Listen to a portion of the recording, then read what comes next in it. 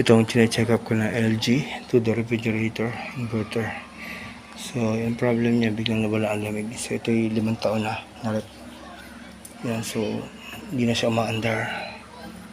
Hindi na umaandar yung compressor, kaya hindi talaga lalamig. Then nireset ko na, pindot ko na yung reset button, pero ganun pa rin. Kita mo to, nag-off na yung ilaw niya. Nag-off na yung ilaw na hindi umaandar yung compressor mo.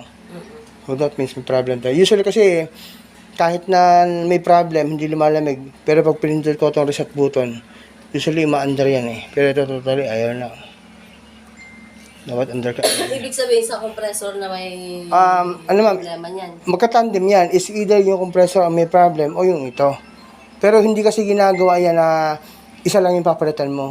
Usually pag service center yan, dami yan. Kasi pwede kasi yan, nagpalit ka ng bagong ganito, inabot lang ng isang araw, sira ulit, yun pala may tama rin yung compressor. Kumbaga tandem talaga sila isang pinapalitan.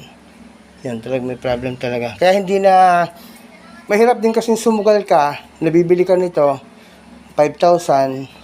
Tapos yun naman pala may problema. Yung pala may konting tama na rin pala yung compressor mo, sisirain niya. Marami na ko na-encounter na gano'n, nag-DIY, bumili ng ganito. Tuwan-tuwa, pagkabit niya, in 3 days, sira ulit. Meaning, may tama na rin to. Kumbaga, kaya sabay pinapalitan niya usually.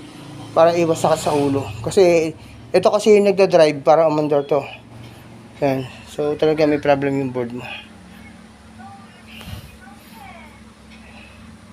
Yan. Tsaka yung blinking na yan, isang sign yan. May problem siya. Kaya talaga nga yan.